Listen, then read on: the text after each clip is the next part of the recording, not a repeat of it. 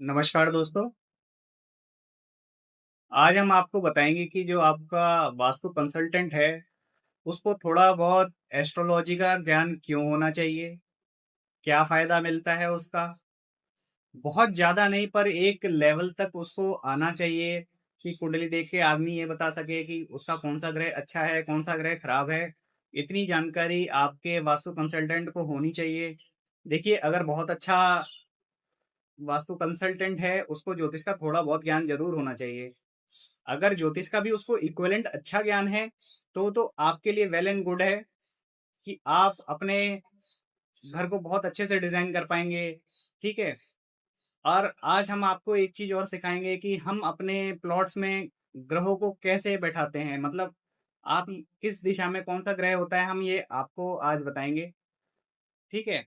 तो अब शुरू करते हैं। चलिए दोस्तों, एक प्लॉट ड्रॉ कर लेते हैं।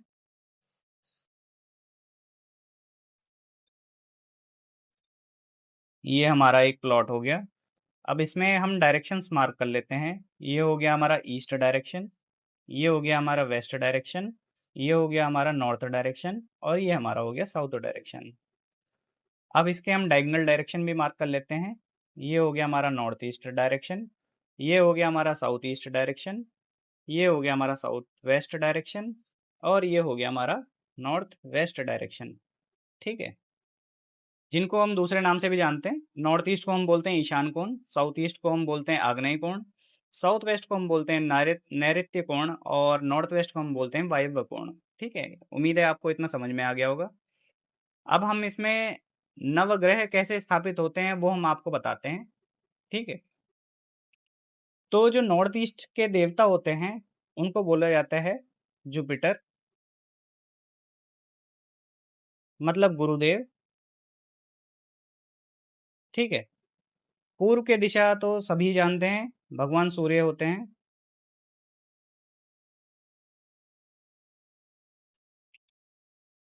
साउथ ईस्ट के जो मालिक होते हैं वो होते हैं वीनस, मतलब शुक्र।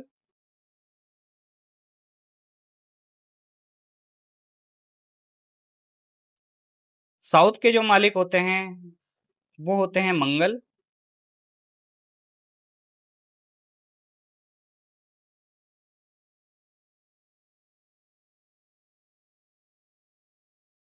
साउथ वेस्ट के जो मालिक होते हैं उनको बोला जाता है राहुदेव।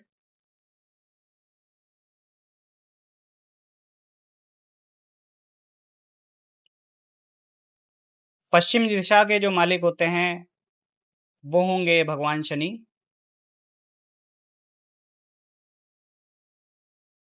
या इनको हम सैटर्न भी बोलते हैं। जो नॉर्थ वेस्ट के होंगे उनको बोला जाता है चंद्रमा, या मून भी कह सकते हैं आप। और जो नॉर्थ के देवता होते हैं वो होते हैं भगवान बुध, जिसको हम बोलते हैं मरकरी। ठीक है। अब हमारा इन नवग्रहों में एक ग्रह छूट गया है जिनको बोला जाता है केतु देव। कुछ लोग केतु देव को यहाँ स्थापित करते हैं और कुछ लोग कहते हैं उनको यहाँ स्थापित करने के लिए बोला जाता है। देखिए, उसका कारण भी मैं आपको बता देता हूँ। क्योंकि राहु को बोला जाता है सर्प का मुख और केतु को बोला जाता है पूंछ। अगर मुख यहाँ है तो पूंछ यहाँ होती है। हम ज्योतिष में भी देखते हैं कि लग हमेशा सप्तम ही भाव में बैठते हैं, मतलब अपोजिट ही बैठते हैं। अगर राहु यहाँ बैठे हैं तो जस्ट अपोजिट वो केतु यहाँ बैठते हैं। क्योंकि केतु का नेचर भी गुरु के जैसा ही है, वो भी आपको ज्ञान ही प्रदान करेंगे, मोक्ष की तरफ लेके जाते हैं। तो कुछ लोग उनको यहाँ भी लेते हैं, कुछ लोग यहाँ भी लेते हैं। तो कोई ऐसी दिक्कत नहीं है, आप कहीं भी कंसिडर कर सकते हैं। मेनली ये नवग्रह का जो है, आप चाहे तो स्क्रीनशॉट ले सकते हैं कि कौन सा ग्रह किस जगह पे स्थापित होता है। इसके बाद हम आगे की चर्चा आगे बढ़ाते हैं। चलिए दोस्तों, अब आगे की चर्चा शुरू करते हैं। देखिए, होता क्या है, मैंने जो पहले बात रखी थी अपनी कि एक वास्तु कंसल्टेंट को थोड़ा बहुत ज्योतिष आना चाहिए। वो देखिए कारण है कि ज्योतिष में ज्योतिष से आदमी को ये पता चल सकता है कि उसका कौन सा ग्रह शुभ है कौन सा ग्रह अशुभ है। अब होता क्या है, वास्तु में आजकल लोगों को बहुत डरा दिया गया है कि दक्षिण की दिशा का मकान मत लीजिए। ठीक है। और जनरली लोग नॉर्थ का या ईस्ट का डायरेक्शन का मकान ही कंसिडर कर रहे हैं, जबकि ऐसा नहीं है। हमारे वास्तु में कभी भी ऐसा नहीं बोला गया है कि आप दक्षिण दिशा का मकान मत लीजिए। उसमें हर जगह गेट की सुविधा दी गई है। मतलब आप पूर्व दिशा का मकान लेंगे तो उसमें बता रखा है कि आप पूर्व दिशा में गेट अपना यहाँ मेन एंट्रेंस जो है आप यहाँ पर बनाइए। दक्षिण में भी ऐसे ही बता रखा है कि आप मेन एंट्रेंस अपना यहाँ बताइए। पश्चिम में भी बता रखा है और ऐसे ही उत्तर में भी बता रखा है। बस दिक्कत ये है कि जो आजकल वास्तु कंसल्टेंट हैं, उनको इस चीज की जानकारी नहीं है। मान लीजिए आपका अगर सूर्य नीच का है और आप पूर्व दिशा के मकान में रह रहे हैं, जहाँ के मालिक भगवान सूर्य हैं, तो आपको कैसे वो अच्छा फल दे देंगे, मुझे ये समझ में नहीं आता। तो आपको तो दूसरे डायरेक्शन के लिए ही कंसीडर करना ही पड़ेगा। आपका शनि खराब है और आप साउथ वेस्ट वाले मकान में रह रहे हैं, तो शनिदेव आपको अच्छा फल नहीं दे पाएंगे। इसी प्रकार से जैसे आपका जो मेन गेट है, मेन एंट्रेंस है, वो अगर नॉर्थ की तरफ लगी हुई है और जो घर का मालिक है उसका खुद का बुद्ध बहुत कमजोर है, नीच स्थिति में पड़ा हुआ है, कंबस्टेड है, तो देखिए वो अपना फल नहीं दे पाएगा। फल कब मिलेगा? मान लीजिए किसी का मंगल बहुत अच्छा है, ठीक है भाई, आप साउथ के डायरेक्शन में बनाइए, कोई दिक्कत नहीं आएगी आपको। आप दिन दुगनी रात चौगनी तरक्की करेंगे। आपने देखा भी होगा, वास्तु के अकॉर्डिंग भी साउथ की दिशा जो होती है वो पैसे की दिशा होती है। आप किसी भी शहर में चले जाइए, सबसे ज्यादा जो वहाँ का साउथ का जो एरिया होता है वो बहुत पैसे वाला होता है। हमारे देश में अगर देखा जाए, मुंबई जो है साउथ में है, हमारी फाइनेंस कैपिटल है वो। इसी प्रकार से अगर जो दिल्ली के लोग हैं वो जानते होंगे साउथ दिल्ली क्या है। साउथ दिल्ली में सबसे पॉश एरिया है वो। वहां पे जमीन खरीदने की लोगों की हैसियत भी नहीं बन पाती है। इतने पैसे वाले लोग रहते हैं कि वहां पे जमीनें मिलना बहुत मुश्किल है।